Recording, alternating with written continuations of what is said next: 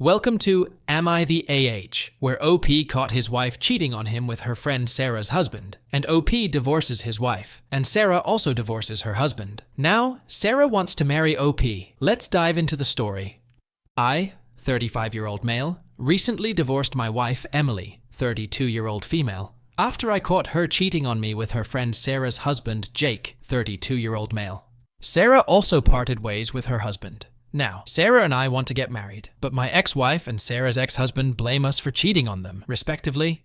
Background: I was married to my wife for 7 years, and we have 2 children together, a 6-year-old boy and a 5-year-old girl. We live in a small town in Texas, where most people know each other. My wife's best friend, Sarah, was very close to us, and she would often visit us. We had a close bond with her from the beginning. Sarah's husband, Jake, was my classmate in high school, but I have never liked him because of his bullying nature and tendency to flirt with other girls. However, Sarah seemed happy with him, and that was what mattered to me, so I never expressed my dislike for him. However, a few months ago, I stumbled upon something that shocked me to the core. I have been working in IT and also offer services for installing and maintaining security systems for small businesses. One day, a motel owner asked me to install a new security system at his motel. As I was going through the footage to test the cameras, I noticed something shocking. I saw Jake entering a room with a woman. Initially, I thought she must be Sarah, but she was not. She was an old schoolmate of ours, Emma, with whom Jake was in a relationship in high school. Later on, she ghosted him for marrying an older man. However, they got separated soon, but I don't know the reason. Emma and Jake seemed to be very comfortable with each other, and anyone could tell what was going on between them. When I asked the motel owner about Jake, he told me that he was their regular customer, and he had been visiting their motel for almost a year, at least once every week. I requested him to give me the footage of Jake and that girl entering the room. The motel owner was initially hesitant, but he agreed. After discovering Jake's infidelity, I found myself in a tough spot. I knew that telling Sarah would ruin their marriage, but keeping quiet meant letting her live with a cheater,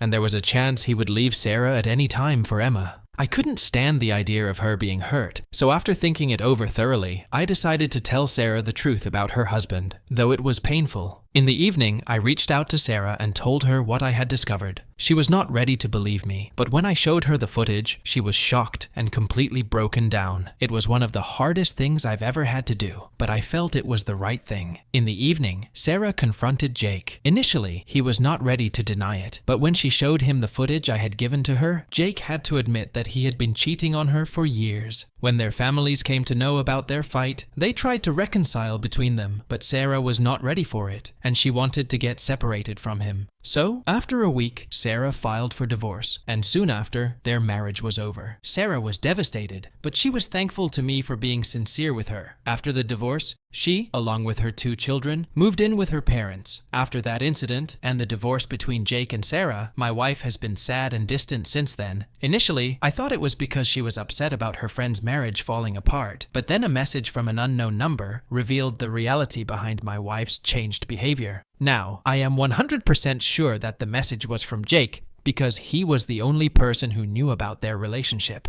The week following their divorce, I received a message from an unknown number, which said, "Check your wife's phone." I was confused after receiving such a message. I replied with questions who was messaging, but I didn't get any reply. Initially, I decided to ignore the message, but it was continuously irritating my mind. So, I finally decided to check my wife's phone. When my wife went to sleep, I went through her phone, where I discovered a chat that blew my mind up completely. It was her chat with Jake, and dozens of messages were as old as 1 year. Their conversation left no doubt in mind that my wife was cheating on me with Jake. Not only this, she had even sent Jake.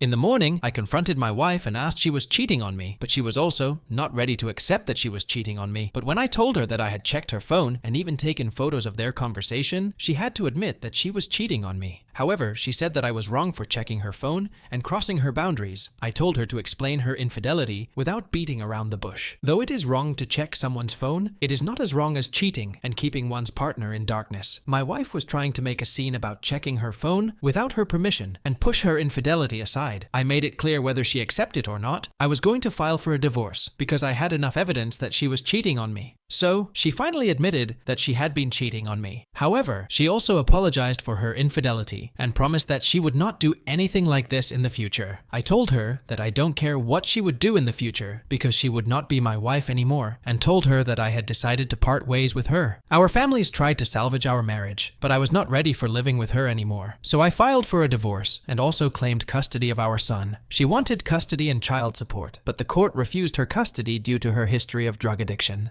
Fast forward to now, 4 months after my divorce from my ex-wife, I received a proposal from Sarah. She said that since we knew each other very well and were aware of each other's past, she wanted to marry me. I was a bit surprised by the proposal, but I didn't respond right away. Instead, I asked her for some time. After discussing the proposal with my children and parents and thinking about it thoroughly, I finally accepted her proposal, and we are getting married next month. When my ex-wife and her ex-husband learned about our upcoming marriage, they both blamed us, saying that we were already in a secret relationship and that we broke up with them to marry each other. When I discussed this with Sarah, she asked me to ignore them and focus on our future. It is a 100% lie that Sarah and I were in a secret relationship, but I am still a bit confused about the marriage. So, are we the jerk here? Should I proceed with marrying Sarah?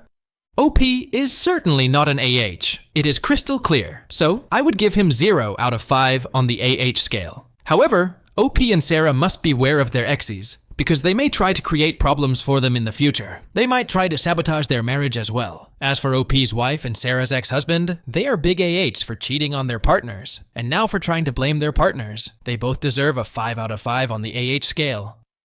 Let's now move on to another Am I the AH, where OP is struggling with his father's expectations.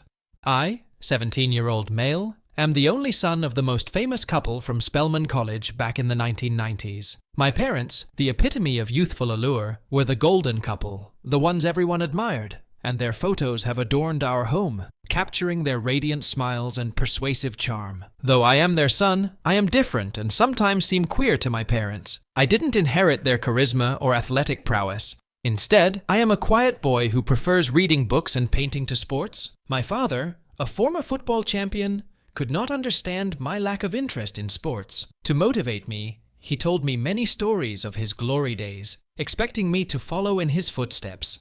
I, interested in writing stories, instead of making them, wrote all of my father's stories, with some exaggeration, in my diary. It was a type of love I showed to my father, but perhaps they didn't really understand. When my father saw the notebook on which I had written those stories, he was very disappointed. He came to me and said I have their genes, and I must be out on the field leading a team, whether it be a football, volleyball, or even cricket team. After listening to the whole lecture, I just retreated to my room. I didn't understand why my parents had so many expectations of me. Then came the social circle. Here too, I don't take after my parents. My parents hosted large and lavish parties and had many friends. If I were to meet all of their friends, it would take me almost a year to see them all, one by one.